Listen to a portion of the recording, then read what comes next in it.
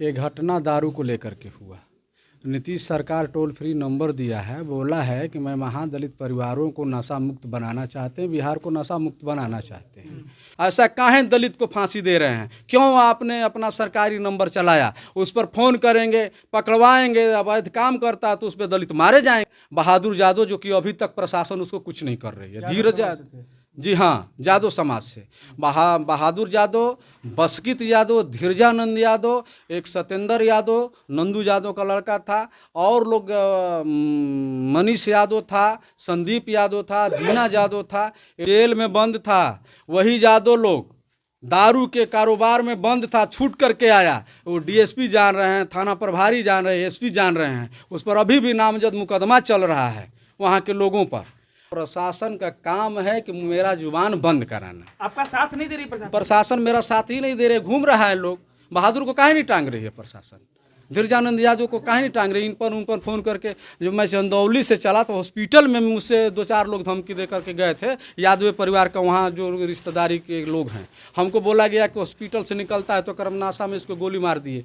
Bhim army से ही जो तक यहाँ तक जो भी रवैया अब तक हुआ है, जो भी 1-2 लोगों का अरेस्टिंग हुआ है, वो भीम आर्मी का देन है। यहाँ बीएसपी के लोग हैं, आरजेडी के लोग हैं, जदयू के लोग हैं, तमाम लोग हैं। लेकिन हम बीएसपी के लोग, हम लोगों का वोट बैलेंस देख करके राजनीति करते हैं। ये घटना 24 तारीख को घटी थी। कितने लोग घायल हुए? हम लोग 17 आदमी घायल हुए। 17 लोग। आपको कुछ आदमी को धमकी दिया जा रहा है, हाँ। कौन से आदमी हैं? वो राजेश कुमार है, जिसके नाम से केस एफआईआर हुआ है। उसको रम्मी लगी थी, रम्मी से गर्दन पे। हमको धमकी दिया जा रहा है कि तुमको गाड़ी से रास्ते से चलते हैं, तुमको उठा लेंगे हम।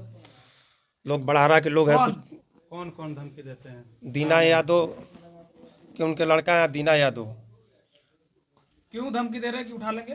कि केस नहीं उठाओगे तो तुमको हम केस उठाने की धमकी दे रहे हैं? हाँ, धमकी दे रहे हैं। केस नहीं उठाओगे तो तुमको हम गति कर लेंगे, अपहरण कर लेंगे हम तो आपको। ये घटना दारू को लेकर के हुआ।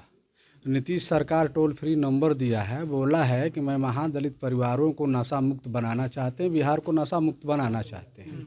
ये दारू का धंधा यादव परिवार ग्राम बड़हरा का लोग किया था, और उसमें संलिप्त भी रहा है, जेल भी गया है। ये दारू बस्ती से लेकर के गुजरता था। उसमें गुजरने के बाद जो भी आड़ में आता था, महिला हो, बुढ़ा हो या नौजवान आदमी हो, उसको छेड़खानी करते हुए, मारते झगड़ते वो पार कर जाता था। इस पर मेरे बस्ती के बच्चे ने संज्ञान लेते हुए एक दिन प्रशासन को पकड़वा करके सुपुर्द कर दिया। सुपुर्द करने के बाद में ये छूट करके जेल से जब आए तो प्लानिंग बनाने लगे कि हमको चमार को पकड़वाया, हम चमार को मारेंगे, किसी भी हर हालत में मारेंगे। और मैं इस बिहार सरकार माननीय नीतीश कुमार जी से आग्रह करना चाहता हूं कि आपने विकास मित्रों का नियुक्ति किया है, आपके द्वारा दिया जा रहा है, किताब छप कर के बुकलेट आई है कि इतना इतना नंबर से आप सरकारी नंबर पर कॉल करिए, या जो भी दारू बेचने वाला है उसको पकड़वाइए। विकास मित्रों का नंबर पोल पर लिखवाया जाता है। मेरी पत्नी विकास मित्र है। आप एक तरफ से तो कहते हैं कि दारू बेचने वाले माफिया को अरेस्ट करवाइए, टोल फ्री नंबर दिया गया है, और दूसरे तरफ से जब हम अरेस्ट करवाते हैं तो आपकी प्रशासन आकर के हम ही को उल्टा दबाव बना रही है। और वो लोग जिसको हम अरेस्ट करवाते हैं वो माफिया का रूप लेकर के, स्वरूप लेकर के हमको मारने पर उतारू हो जाता है। तो ये जब घटना घटी, इसके बाद में प्लानिंग बना करके वो लोग मारने पीटने लगा। मैं यूपी से न्योता, तेरही का न्योता करके ग्राम नुआव से गुजर रहा था। मेरे गांव के बच्चे लोग इंटर स्तरीय विद्यालय आदर्श नुआव में पढ़ते हैं। शहीद बाबा के यहाँ मेरे गांव के बच्चों को लाठी डंडा से मार रहा था, ओढ़नी खींच रहा था। मैं वहाँ सिंगल पर्सन, जी, ग्राम बड़हरा के लोग, महिलाओं को, लड़कियों को, हाँ महिलाओं को भी, लड़कियों के लिए वो ज़रूरत पर तो गवाही पर देने के लिए, बयान देने के लिए तैयार है अपना।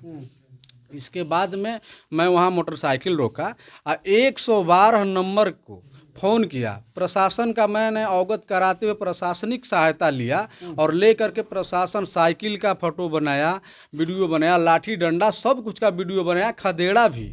और वहाँ से मैं करके अपने गांव आ रहा था। गांव आने के बाद में कोई मुखबिरी किया होगा कि वहाँ का बीडीसी जनार्दन जो है प्रशासन को फ़ोन किया था, वही घर जा रहा है। इसके बाद में मैं मोड़ पर आया तो ऑलरेडी मेरे गांव के मोड़ पर 10-20 आदमी वहाँ ऑलरेडी रहते हैं, वो चौक है। इसके बाद में मैंने देखा कि कम से कम 100-200 लोग लाठी डंडा भाला गड़ासा बंदूक कट्टा सब लेते हुए आ रहे हैं।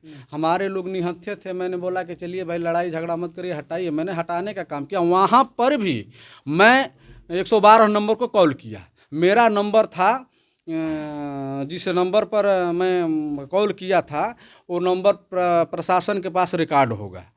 मेरा मोबाइल नंबर सारा कुछ है उसके पास। मैंने उस घटना को भी सूचना दिया। जब प्रशासन 112 नंबर आई तो ये राइफल बंदूक लेकर के भागना चालू कर दिया। उसका फुटेज, वीडियो फुटेज भी मेरे पास है। और मुझको मारा, लाठी डंडे से मार करके बाँह तोड़ दिया, घवाहिल कर दिया। मेरा मोबाइल भी कूच करके ख़त्म कर दिया। और जो भी हम पहने थे सिकड़ी वगैरह सब वहीं पे तोड़ थाड़ करके, बाकी निहत्थे थे हम लोग। जो जाता गया उसको मारते गया लोग। घटना कहाँ घटी थी? ये घटना बड़ारा और मसौढ़ा के मोड़ पर घटी। आखिर घटना करने वाले कौन कौन लोग थे? कुछ लोगों का नाम घटना देखिए मुख्य तौर से तो उसमें जब हमको चोट लग रहा था तो हम तो जो 2-4 लोगों का चेहरा मेरे सामने आया। जैसे कि उसमें मेन थे बहादुर यादव, जो कि अभी तक प्रशासन उसको कुछ नहीं कर रही है। धीरज, जी हाँ, यादव समाज से बहादुर यादव, बसकित यादव, धीरजानंद यादव, एक सत्येंद्र यादव, नंदू यादव का लड़का था, और लोग मनीष यादव था, संदीप यादव था, दीना यादव था। ये लोग तमाम लोग थे। और लाठी डंडा लगने के बाद में मुझको गश्ती टाइप का आ गया। मैं वीडियो उसका बना रहा था, उसको मार करके किसी तरह से 1-2 फुटेज मैंने डीएसपी साहब के मोबाइल पर सेंड भी किया।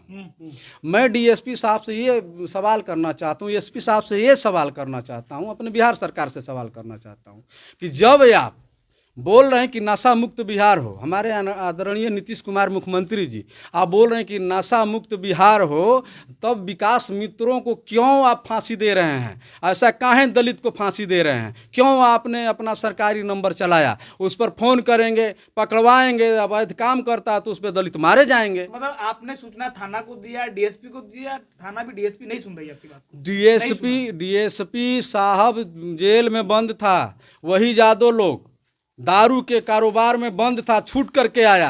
वो डीएसपी जान रहे हैं, थाना प्रभारी जान रहे हैं, एसपी जान रहे हैं। उस पर अभी भी नामजद मुकदमा चल रहा है वहाँ के लोगों पर।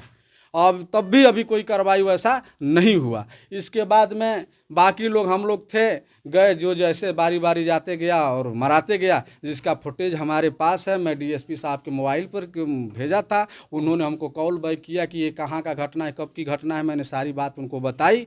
बताने के बाद में जब मैं हॉस्पिटलाइज था चंदौली एसपी सर्जिकल में, तो वहाँ पुलिस बयान भी मेरा लिया। और वहाँ से जब मैं गाँव आ रहा था कि मैंने हमारा भीम आर्मी सहयोग किया शुरू से लेकर लास्ट तक। हमारा मीडिया के बंधु ने मेरी आवाज़ को वहाँ तक पहुँचाए हैं, न कि प्रशासन पहुँचाया है। प्रशासन को तो दोनों बार मैं अवगत कराया हूँ, और दोनों बार मेरा प्रशासन का हमारा मोबाइल नंबर भी गया होगा 112 नंबर पर। उसको टटोला जाए कि यदि मैं नहीं किया हूँ तो काउंटर केस करके मेरे को, मैंने काउंटर केस करवाया जाता है। उस पर ये लिखा जाता है कि नियत समय से बड़हरा मोड़ पर मेरे ईफा स्कूल से बच्चे को लेकर के गाड़ी गई थी, और उस पर फलाने लोग ने मेरे बच्चे को मार रहे थे। और मारने के बाद मैं मंजू देवी पति दीना यादव, जब मैं सुनी तो आई वहाँ से, तो राणा राम मेरे आस्थान में हाथ लगा करके मुझको पटक दिया। मैंने एक महिला को, हम प्रतिनिधि, वर्तमान प्रतिनिधि और पूर्व प्रतिनिधि, अब उस महिला को दिन में ने 3 बजे 3:30 बजे के लगभग में हम उसको छेड़खानी कर रहे हैं। ये भी सोचने वाली बात है।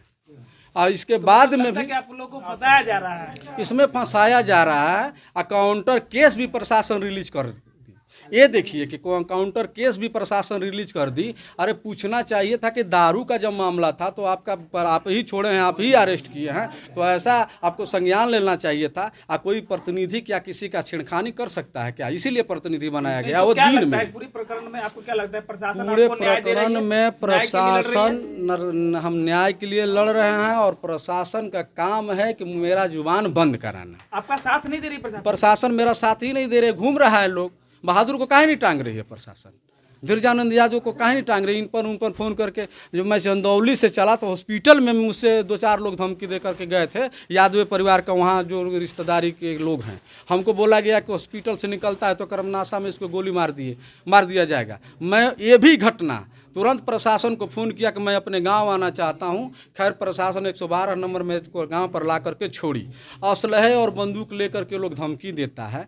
मैंने एसपी सर से अभी लगातार धमकी मिल रही हाँ है धमकी अभी भी दे रहा है। हम एक प्रतिनिधि हैं, मेरी बीबी विकास मित्र है, मैं बीडीसी यहाँ का हूँ, मुझको ब्लॉक में आना जाना रहता है, शाम दोपहर कभी भी मुझको मेरे जान की अप्रिय घटना घट सकती है।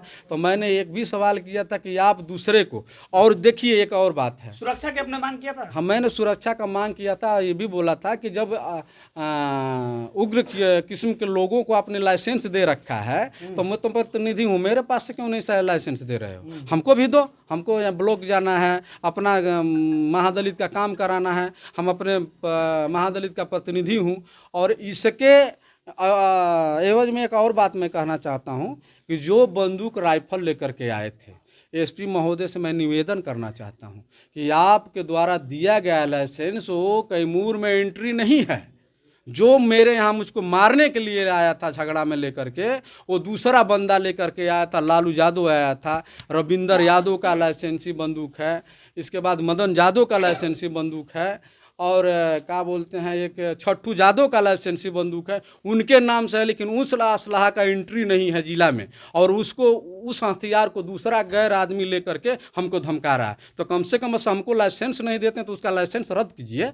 फिलहाल की भीम आर्मी से आप कह रहे हैं कि भीम आर्मी हमें सपोर्ट करते, भीम आर्मी से क्या उम्मीद है आपकी? भीम आर्मी से ही जो तक यहाँ तक जो भी रवैया अब तक हुआ है, जो भी एक दो लोगों का अरेस्टिंग हुआ है, वो भीम आर्मी का देन है। यहाँ बीएसपी के लोग हैं, आरजेडी के लोग हैं, जदयू के लोग हैं, तमाम लोग हैं। लेकिन हम बीएसपी के लोग हम लोगों का वोट बैलेंस देख करके राजनीति करते हैं, इसमें वो सक्रिय नहीं है। वहाँ पे सुनने को मिला हमको कि यादवे समाज का कोई नाम नहीं रखना चाहेंगे, अभी कन्फर्मेशन नहीं है हमको, जिस दिन हो जाएगा हम उसको भी बयान में कहेंगे।